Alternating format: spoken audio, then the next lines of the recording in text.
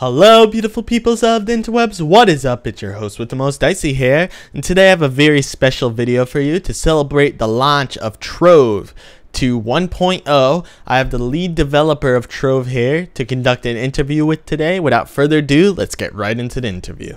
Hey, Avram, what's up? How are you today? Hey, doing well. Doing well. So, Excited about lunch. yeah, definitely. So, for everybody who doesn't know, how about you go ahead and tell everybody who you are? Sure. I am Andrew Krausnick, known as Avram on the forums, and I am the lead developer on Trove. Basically, I run the show here. I decide what we're doing, and I take credit for everything. Yeah, So, definitely. Pretty awesome. no, You've done a great job with your game. I have a fantastic team. We were having a conversation the other day. I think per capita, like the team with the most talent that I have ever worked on, like on an average basis, has definitely been this one. It is incredible what this team's got done. Yeah, it definitely shows in the game you put out there. I mean, I remember I've been here since closed alpha, actually, and I was just watching one of my videos the other day. I was like, oh, 20 people, and now we have probably like over 20,000, 30,000. Easily over 20,000 people. Like, not even just total people who play the game. People playing the game right now as we are talking. I mean, as this is your project after all, how does it feel to see like a little over a year's time that you've made it this far? It's great, man. It's great. It's I mean, obviously, launch day hype. Now the goal, we did 1.0. The goal is to do 2.0, and that's what I'm excited about now. I always want to keep moving forward, but it's a great day. It's a great day. It's, super exciting to see people play your game. You never know, right? Like, a lot of games launch every single day. Not all of them get a ton of people playing, but it happens. So I'm very happy. So you said 2.0. We've seen a lot of content go in from where this game used to be to the 1.0 launch. What kind of things can we expect to see towards 2.0? Are we going to see the same magnitude of content that went into 1.0, or is it going to be toned back a little bit? Oh, there's no going back. There's no toning back. It's going to maybe be bigger than it was before, because now we have built the core of the game. Now what we get to do is we get to really expand it all, right? We get to improve areas we want to improve. We get to add content we want to add. We get to expand everything you can do. So if in the last year we've added like so many classes, wings and dragons and different kinds of mounts and mag riders, all this stuff. Now it just gets even bigger. It's going to be huge. I can't wait. So, like, for example, we know some things could really improve. Like, we know that Shadow Arenas haven't gotten a whole lot of love, right? There's a lot we can do with them. We haven't been able to build this underground world we've been talking about. We want to do that. We want to get progressive ring forging for people. We want to add more professions, new mounts, new features. Yeah, it's going to be great. I'm super excited about it. So do you think maybe like every 0.1 update we see after this will be like a new class in Biome or something like that? I don't want to commit to exactly what we're doing. Even 0.1, right? That says, oh, there's just 10 updates between here and what we might call 2.0. Who knows? Maybe it's 5, maybe it's 200. We'll see, right? When it feels like a 2.0, it's a 2.0. But I can tell you, we're going to get a steady cadence we're still going to keep doing these like weekly or every 2-week updates. And then on top of that, we're going to keep doing these really big content drops where we put out something big like a class, like a new biome, like other features, and, bundle these all together. It's not just one thing. We're going to bundle a bunch of features together, and we're going to drop a big update. We're going to keep doing that rapidly. We're going to keep doing that often. Oh, yeah, for sure. That definitely sounds pretty awesome. And I definitely look forward to every update you guys put out because it's always very meaningful. So if you look back to where you first opened up the game and allowed people to start playing to now, did you ever expect it to get to this point, or did you see it going a different way? And what would you have done differently? That is quite a question. Man, I don't even know. So, I mean, I think that there's some things like the EU server split took us longer than we might have wanted, right? We should have started sooner on that, I think, because that just went live this week, and it's been great. Like, we have so many people playing on it and supporting, our EU players. That's huge. So most of it's lessons learned, right? It's like when we put out something and it just gets huge, a lot of activity around it, or it has really high impact. I always kind of wish we had done it sooner.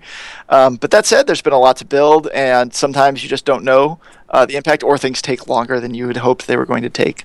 So there's not a lot I really regret. I mean, I think often if we really regret something or we think it could be better, we often just make it better right away. And so it's hard when you're iterating so much to really say, well, that we shouldn't have done that, because we learned some things, then we just improved it. So that's what I'm thinking. Yeah, definitely. So, how has the Trove team expanded over the course of the past year? Oh, we expanded a ton. We have at least 50% bigger team, maybe even more than that by now. Like, not quite double, but getting close. Like, we added a full-time VFX artist, and that's been huge. She is awesome, Keatsy. Yeah, definitely good work coming from her. UI team, yeah, she's great. UI team, we've added some more gameplay engineers that really just like helped us build everything we want to build. We had a producer of the team, which is like helped me sleep at night because I'm here all the time. Yeah, it's just, the team has grown with the game, and it's been fantastic. All right, cool. So you mentioned the next big update we can expect is going to be the underground update, correct? That is actually sadly not true. That is one of the big updates we are working on. That is not the next one. I've been waiting for that one for a long time. It is coming. It is coming. We want to do it. So we have teased one phrase about the next update, and like the core of the next update is the Shadow Tower. And we haven't said any more yet. We're working on the designs for it, but that is the core of the idea. And the idea is there's some stuff we want to do for a while, and we're going to do it next. And so we'll start talking about that more, but it involves some, kind of bigger boss fights and maybe some revamps to some older systems and stuff like that. Yeah, for sure. And when you look at Trove, I would personally say that Trove isn't your traditional MMO. It has a lot of things that make it unique. Are we going to see more of those elements, like maybe a big raid bigger than the Shadow Arenas tossed in with multiple levels of progression where you have to fight different bosses to get through, something like that? I don't want to talk too much about specifics yet, but that doesn't sound too bad to me. Okay. Well, I guess we'll stay away from that for now, but I definitely hope that maybe we'll see something like that or hear about it soon. So there's been talk that you're going to implement some type of auction house into the game in the future. Can you elaborate a little bit on that? Yeah, definitely. So we're going to add, basically what we want to do is we want to make it a lot easier to trade with people, right? Like right now, the trade channel, it's hard to use. Some people get way into it, but it's hard to use, no doubt. But we don't want like a real, like MMO auction houses are really dense. Like bidding wars are also really hardcore. You don't need to know who you're buying from. So basically what it is it's just another kind of storefront, right? It's going to say, here's the things that people are selling. It's like buyout only. You can put your thing up for buyout, say how much you want, and it goes up there. So it's really going to be kind of, it's a player run, commodified auction house type experience, but it's a lot more simplified. It's a lot more Trovified, right? It's not going to be this dense, thick MMO auction house type thing. Definitely. That sounds like something that a lot of people would be very happy to see. So with that, I guess you guys understand how important the economy is. Are you going to name something as the official currency of the game? We aren't. We are going to continue to let the player base decide what they want to use as the currency. This auction house type system will support multiple kind of common resources. So we'll probably use most of the base crafting materials will be what's available for trade. And if something else emerges over time, it's definitely something we could end up supporting in the system. Yeah, that definitely sounds good that you aren't going to lock it into one thing. But along those lines, so we're never going to see anything that's kind of like a bank to hold our currencies instead of just having them in our inventory? I always never say never, and we do like to support what players want to do. So maybe there's some way that works without adopting an official currency. We'll see. All right, cool. So we in the 1.0 release, we've seen an overhaul to the UI and chat, which is very welcomed, I'm sure, by many. Are we ever gonna see something along the line of like chat tabs or things like that? Yes, you are. Okay, that's definitely something else to look forward to because I love organizing things. And along those lines, with the new UI we've seen, is it going to be resizable or draggable or something like that? So I think scaling is probably the first thing we do. We understand people want to drag it, and it's not, we're not against it. It's just we've built a lot of it to sort of sit where it sits in the UI. And that's also a pretty big system to build. Again, not saying we won't do it, but we want to like do some other revamps first and build some other features first. So we're like building out an expandable inventory space that you can unlock. We want to actually just redo the kind of collections interface. We didn't do it pre-launch because we needed to get everything reskinned and everything good. But now that we're after launch, we're going to actually go back. We're just going to take the collections UI and we're going to just maybe make ways to filter it, add favorites, stuff like that. Really improve it because you spend a lot of time in there and it's not that good. Yeah. I mean, it's serviceable, but it's not good yet, right? So that's the kind of thing we want to start with. And scaling could fit in there as kind of one of those kind of medium tasks that we do for polish for the UI. And then going forward, at some point, we can look into draggable, but it's not something that's currently moving towards the top of our list. Yeah, for sure. I know when you guys unveiled the new UI, it was a big discussion point, and a lot of people weren't happy with it. But after it all came together, it looked pretty good. The one thing that I noticed, and I'm sure a lot of other people have, is it seems like it's not as easy as it used to be. Like, for example, when you go to your character page, it takes an extra click, or when you're in the collections menu, it takes extra clicks to view stuff when you just want to get there faster. Is that what you mean when you say you're gonna fix that up? That's pretty much it. Yeah, the user experience there, it just could be better, right? It could all connect a little bit better, be a little more easy to understand and look at and see your collection. So we're gonna really go in there and spend a lot of time with it and make it a whole lot better. All right, cool. So is there ever going to be a point in your development where you're just unsure of what else to add, or have you ever got to a point like that yet? You know what? I always kind of think about it, Mike. At what point is it not just like, here's all the cool things we want to do? We definitely haven't dug through that list yet, and maybe one day we'll just be sitting around and be like, well, we did it. We added all the cool stuff to Trove. And maybe that's the point we make another game. But until then, I'm having fun adding cool stuff. We have a lot of cool stuff we want to do, and it seems to keep on coming. So it's safe to say Trove's going to be around for a very long time. That's the plan. Like I said in the live stream today, this is 1.0, and it's great. It's a milestone, but there's a lot of numbers above that. Yeah, for sure. So biomes are always a very fun thing. Are we going to see lots more biomes, like maybe tailored to specific things, maybe like along the lines of music or something else like that? Oh yeah, no, we have some ideas for a lot of cool biomes. Like I said, the underground stuff's coming. We want to do more in the sky realm with biomes at this point because we just have the one up there, and then there's some land ones too we've been talking about. So definitely not stopping. Maybe some other realms too. Maybe some other realms too. Very cool. So last time we had this interview discussion Q&A type thing, you were super excited for fishing. Are we going to see any changes coming to fishing? Maybe more things to fish in, things like that? Well, we still have plasma to go, obviously. We're talking about another liquid that I don't want to spoil yet. And we're also talking about, so some people just don't have the patience for fishing. They don't want to hang out with it. So we're talking about maybe kind of a way to get around that, if you want to. Not saying it's going to be easy or cheap or, yeah, but maybe there's a way to sort of cheat a little bit.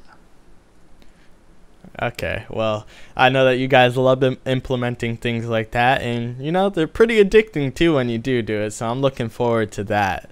So one last thing about the UI before I move on is it seems like a lot of things have like a vanity item you can equip when it comes to gear wise.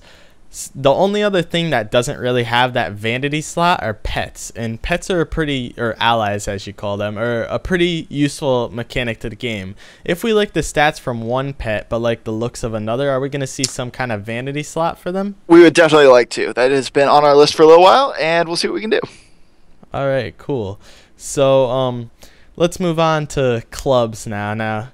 Clubs were a very interesting thing when they were first implemented, and are still a very important part of the game. Their way to be with a group of players. Are we going to see some more love towards clubs, maybe like a level system or special perks to being in clubs, things like that? Definitely would like to. So clubs and building in general is an area that we think there's a lot of room for us to add to and improve. So, that's kind of the short version. The long version is there's a lot of design work that's going to go into that, and that's probably going to be the subject of a major update all by itself. Just clubs and building and all sorts of ways that those can connect. So, yes, it's something we definitely want to do, and we definitely want to do this year. So we'll be diving into that. I definitely look forward to that one, being a club leader myself. Yes. So let's go on a little bit different here. So one of the major things which a lot of people were excited for were dragons, and those are that was a whole big thing in itself. One thing about the dragons is when you unlock that legendary dragon, why can his neck not move and fire off?